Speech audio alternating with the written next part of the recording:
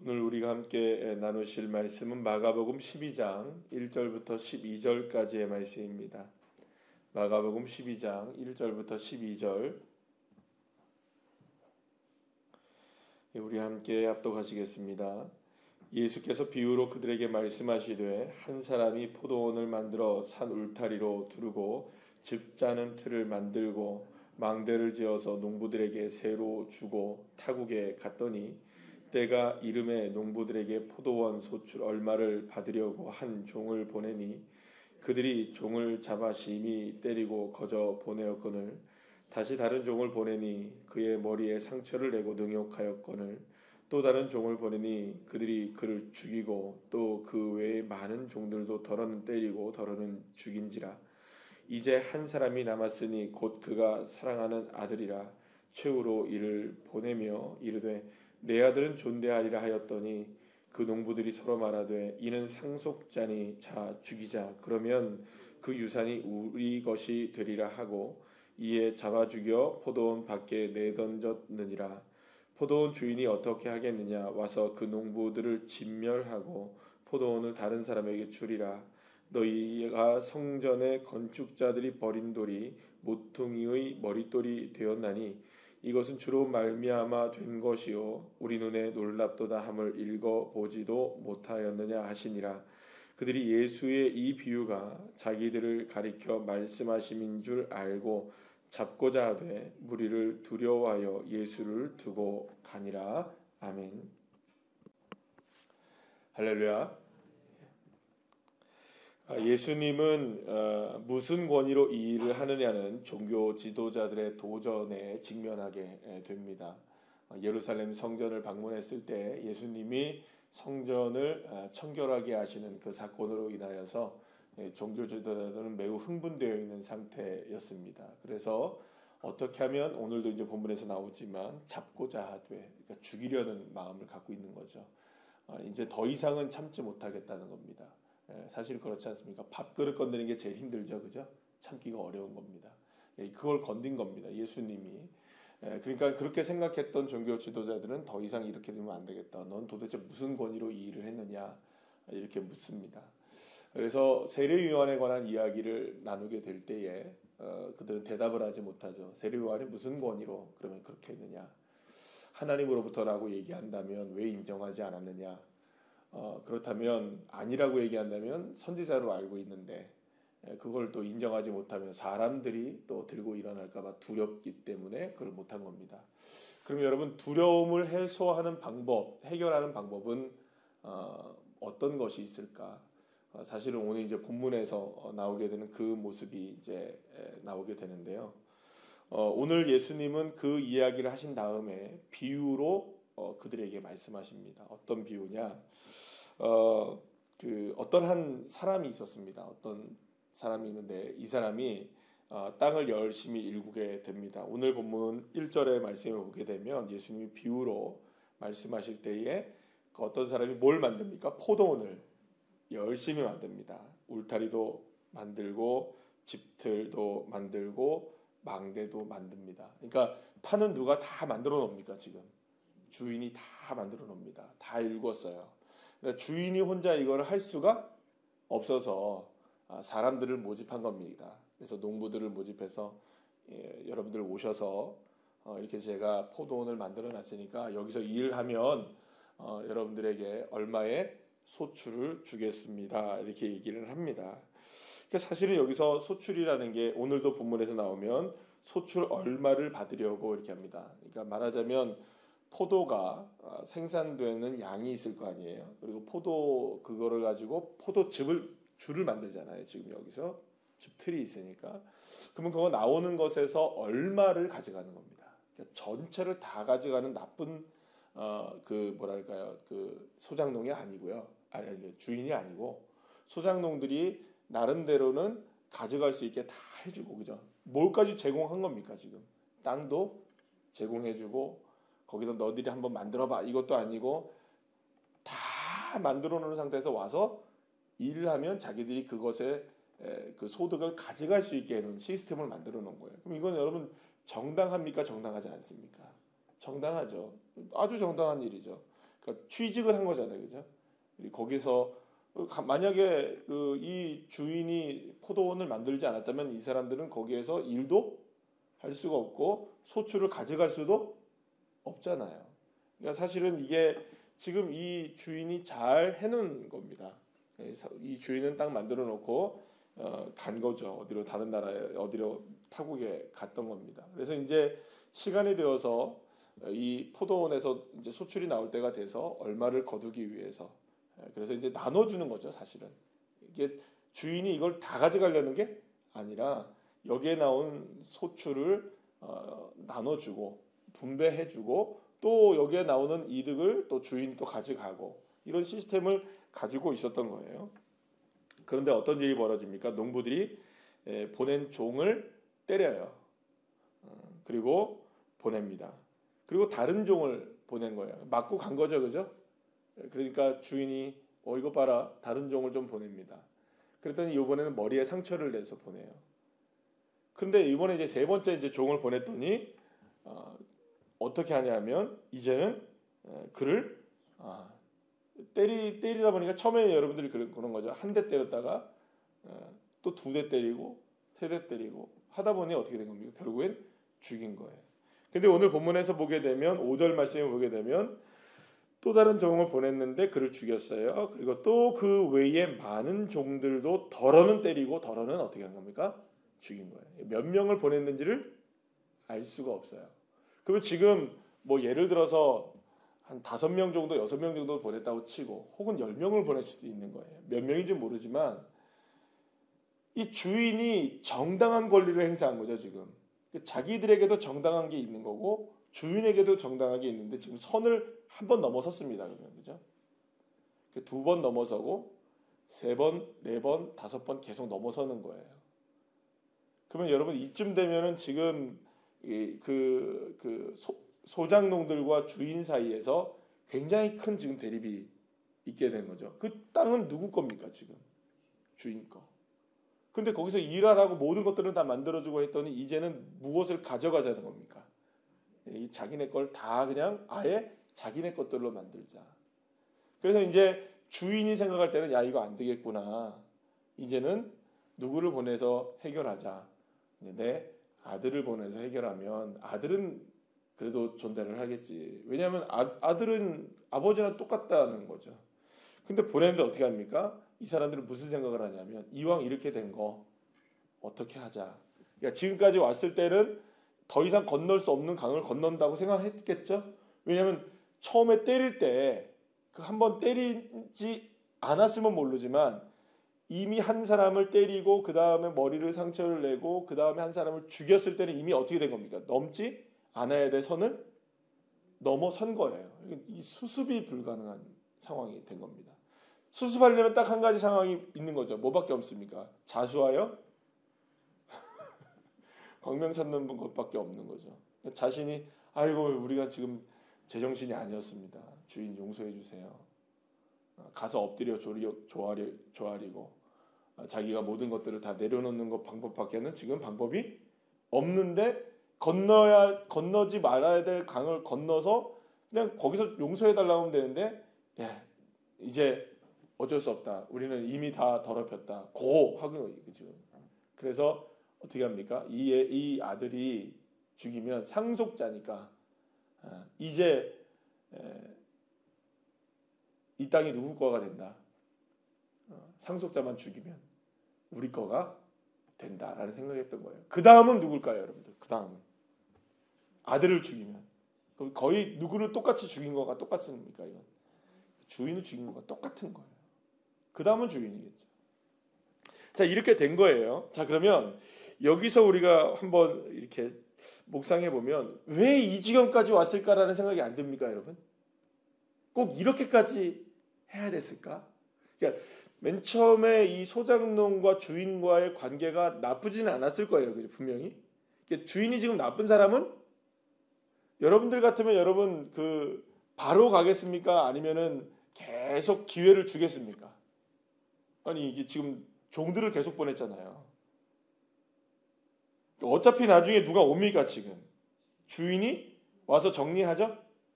그러면 주인이 뭐 왜 못 왔는지를 우리가 알 수는 없지만 적어도 주인이 와서 모든 걸 해결할 수 있었는데 계속 종들을 보내고 아들까지 보낸 거는 기회를 어떻게 한 겁니까? 준 거죠. 계속 기회를 준 거예요. 그러면 여러분 이 주인은 좋은 주인일까요? 나쁜 주인일까요? 잘 생각해 보세요. 나쁜 주인이면 소장농을 맡겨놓고 그냥 이렇게 하지는 않았을 거라는 거죠. 이 주인이 어떤 주인인지 우리가 정확하게 알 수 없지만 이 주인이 계속해서 기회를 주는데 그 기회를 이 소장농들이 어쩌다가 이렇게 계속 놓쳐버리고 어쩌다가 일이 이 지경까지 왔을까라는 생각이 들까요? 안 들까요? 지금 듭니까? 안 듭니까? 그렇죠. 이건 이렇게까지 갈 일이 아닌 거예요. 사실 어떻게 되면 뭐 이렇게까지 지금 해가지고 한 사람 때린 거예요. 뭐 욕심 부려서 그럴 수 있어요. 예를 들어서 여기서 지금 기록되지 않은 혹시나 예를 들어 혹시나 종이 왔는데 종이 뭐 소장농들을 대해서 막말을 했다거나 그죠? 야 너희들 왜 일을 못해? 만약 그런 일은 없겠지만 그랬다고 치더라도 여러분 한번 H 하면 손 탁 이렇게 할 수는 있을지도 몰라요, 그죠? 근데 그 이후로는 내가 우리가 하지 말아야 될 일을 했네. 그러면서 거기서 수습하면 됐는데 그 선을 넘어서기 시작할 때부터 이거가 수습이 안 되기 시작하는 겁니다. 일은 처음에 여러분들이 이게 이렇게까지 갈 일이 아니었던 거죠.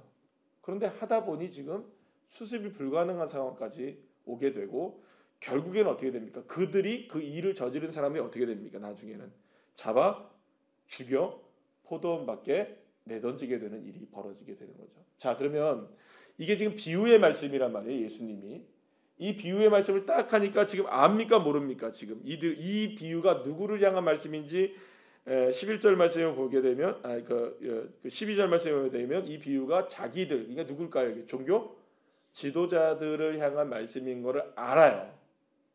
자기들도 알아요. 그러면 이게 자기를 향한 말씀이라는 걸 알고 나서 어떻게 잡고자 했는데 두려워하여서 지금 예수를 두고 가버리는 장면이 나오는 거죠. 자, 그러면 여기서 멈췄어야 될까요? 아니면은 일을 더 크게 만들어야 될까요? 예수님이 일을 크게 더 만들지 말고 여기서 멈춰서고 사실은 회개하고 돌아와야 된다라는 이야기를 하고 계신 거겠죠. 자, 근데 이제 그거보다 더 중요한 거는 물론 여기서 수습되고 해결된다고 해서 지금 될 일은 아니죠. 결국에는 예수님은 뭘 지셔야 됩니까? 십자가를 져야만 이게 해결이 되는 일이긴 하지만 자, 그건 차치하고서라도 어쩌면 이런 일들이 지금 일어나고 있는 이유가 뭘까라는 겁니다. 이유가 왜 지금 서기관들이나 대제사장들이나 바리새인들과 장로들 그리고 또 여기에 비유에 나와 있는 이 농부들이 왜 이런 일들이 벌어졌을까? 처음부터 이렇게 될 만한 일들이 아니었을 텐데 왜 이렇게 됐을까? 어떻게 보면 여러분들 작은 욕심 때문이었겠죠. 자기가 받는 소출만 가지고도 감사해야 하는데 그 감사하지 못한 작은 욕심 하나를 조금 더 키워 나갔을 때 어떻게 됩니까? 이런 일들이 벌어지게 되는 겁니다. 대제사장은 대제사장으로서의 삶을 살고 여러분들 우리가 모세오경에 나와 있는 여러 그 제사에 관한 제도를 읽어보거나 그렇게 되면은 출애굽기, 레위기, 민수기 다 읽어보시면 신명기 다 읽어보시면은 그 안에서 나와 있는 그 제사 하나를 드린다 할지라도 그 안에 철저하게 구분됩니까? 안 구분됩니까? 철저하게 구분이 돼요. 자기들의 역할이. 근데 그걸 넘어서면 됩니까? 안 됩니까? 그게 안 돼요. 넘어서서는 안 되는 이 역할들이라는 게 있단 말이에요. 그러면 여러분 누군가에게는 그게 더 좋아 보일 수도 있고 누군가에게는 그게 더 힘들어 보일 수도 있고요. 그죠? 더 탐나 보일 수 있을까요? 없을까요? 그건 있을 거예요. 근데 그걸 다 주님이 다 막아 놓으셨어요. 여기까지다. 다 이렇게. 그럼 거기까지만 할 수 있어야 되는 게 우리의 한계인 거죠. 근데 그걸 인정하는 게 질서인 거고요. 그죠? 그렇죠? 근데 그걸 인정하지 않을 때 뭐가 일어나는 겁니까? 한 번 그것이 일어나기 시작할 때 두 번이 되고 두 번이 세 번이 되고 네 번이 되는 거죠. 그러니까 왜 이렇게 됐을까라는 걸 생각해 보면 작은 욕심 하나가 이런 사단을 만들어 내는 것이겠죠. 어쩌면 이런 작은 욕심 하나가 일을 크게 만들어서 결국에는 수습 불가능한 상황에 이르게 하고 결국에는 아들까지 죽이고 자기들도 쫓겨나게 되고 또 그들도 죽임을 당하게 되는 이런 일들이 일어나게 되는 겁니다. 그러면 결국에는 이런 모든 일들이 왜 일어났느냐라는 생각을 해보게 되면 이 주인을 존대하지 않았던, 자기가 지금 뭐라고 생각한 겁니까? 주인이 잠깐 보여지지 않는 상황 속에서 이 포도원을 일구다 보니 이게 다 누구 것처럼 보여진 겁니까? 자기 것처럼 보여진 거예요. 결국엔 여기에서 중요한 게 뭐냐면 이 소작농들, 농부들의 문제와 이 바리새인들을 비롯한 이 종교 지도자들에 대한 이 여러 가지 문제들은 이게 지금 뭐가 누가 주인인지에 대한 부분을 지금 착각하고 있는 거죠. 누가 주인인가? 지금 이 소작농들은 다 누가 주인처럼 행동하는 겁니까? 자기가 주인처럼 행동하는 거고요. 종교 지도자들도 다 지금 누가 주인처럼 행동하고 있는 겁니까? 무슨 권위로 하느냐? 여기에 대답도 안 해요. 자기들도 대답을 못 하는 거예요. 그러면서도 권위를 나타내기를 원하는 거죠. 누가 주인처럼 여겨집니까? 자기들이 주인이라는 거죠. 정체성에 혼란이 오는 겁니다. 내가 지금 주인인지 종인지를 모르는 거죠. 그러니까 이게 지금 사실은 작은 욕심이 되고 그 욕심이 잉태해서 결국 자라나게 돼서 우리를 사망까지 이르게 만드는 겁니다. 내가 누군지를 모를 때. 아담과 하와가 여러분들 그 선악과를 따먹은 이유가 뭐라고 생각합니까? 욕심이요? 물론 욕심 맞습니다. 왜 욕심이 생겼을까요? 잊어버린 겁니다. 이걸 누가 만들었지? 이거에 대한 권위를 누가 주셨지? 이거를 금지하신 분이 누구지라는 걸 잃어버린 거예요. 마귀가 와서 한 작업이 뭘까요, 여러분들? 괜찮아, 괜찮아.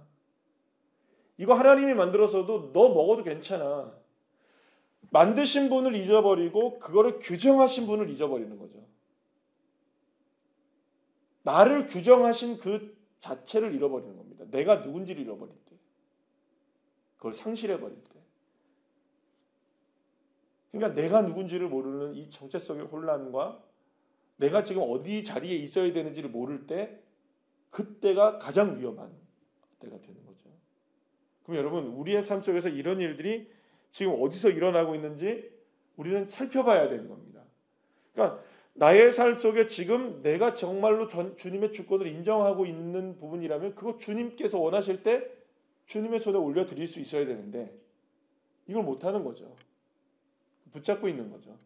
그러니까 결국엔 여러분들 우리가 늘 언제나 신앙의 삶을 살아가면서 고민해야 되는 부분이 바로 그런 부분이 아닌가라는 생각이 듭니다.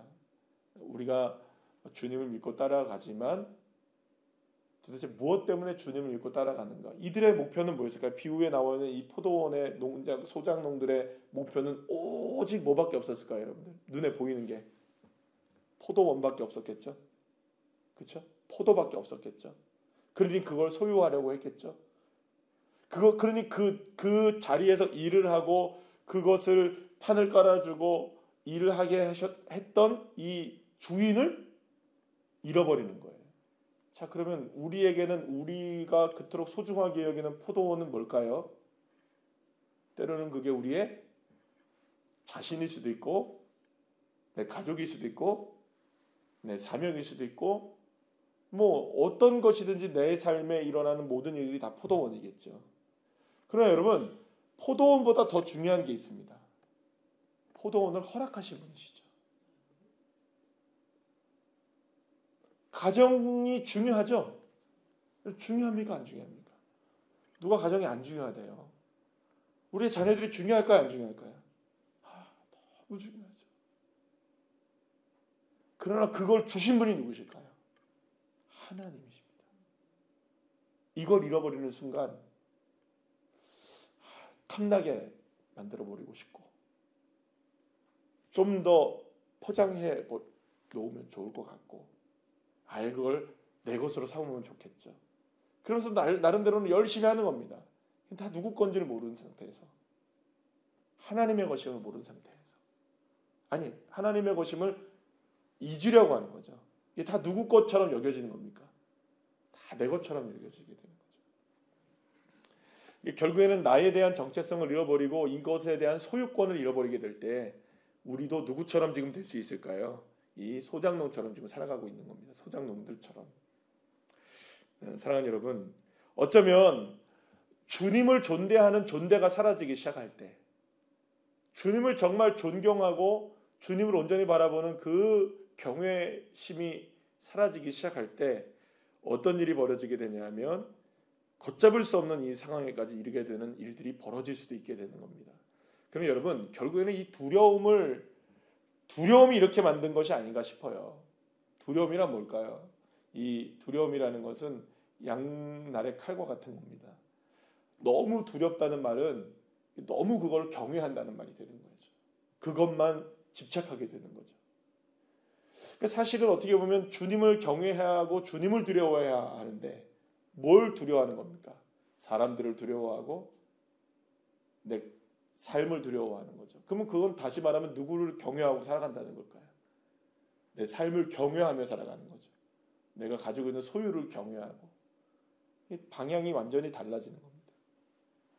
사랑하는 여러분, 저와 여러분이 지금 있어야 될 그 자리는 딱 한 자리입니다. 오직 주님을 존대하는 그 자리. 정말 주님을 바라보는 그 자리. 그 주님의 주권을 인정하는 그 자리. 나는 종입니다 하는 이 정확한 이 자리에 대한 문제입니다. 그거를 넘어서는 순간 우리도 이 소장농들처럼 그리고 또 종교 지도자들처럼 열심은 있고 많은 것들은 소유할 수 있으나 무익한 삶을 살아가고 또 이러한 일들을 당할 수밖에 없는 삶이 될 수밖에 없다는 것을 주님은 오늘 이 시간 비유를 통해서 말씀해 주고 계신 것 같습니다. 사랑하는 여러분, 우리의 삶에 많은 욕심들이 자리 잡기는 하지만 그 욕심조차도 다 주님 것임을 기억하고 다 주님의 것입니다. 다 주님이 하십니다. 이게 진짜 믿음인 거죠. 이 믿음 가운데 거할 수 있는 주의 자녀들 한 분 한 분들이 다 되시기를 간절히 축원합니다. 기도하시겠습니다.